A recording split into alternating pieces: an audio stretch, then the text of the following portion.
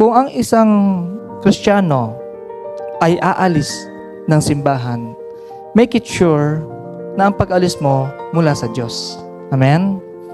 Kasi hindi ikaw ang pumili ng simbahan na kung nasaan ka ngayon, kundi ang Diyos ang pumili sa iyo na makarating dito sa pamamagitan ng ibang tao o sitwasyon. Hindi ikaw mismo ang naghanap. Saan ba yung part of God na yan? Hindi. May nagdala sa iyo sa pamamagitan ng ibang tao. Ngayon, na nasa loob ka ng simbahan, huwag kang aalis nang walang instruction ng Panginoon. Aalis ka, liban in-instruct ka ng Panginoon para magsimula ng bagong gawain. Bakit? Puno na yung talino mo mula sa Diyos. Puno na yung experience mo. Now, anak, it's about time for you to move and start a new church. Paalala ko uli, walang perfectong church. At kung meron man,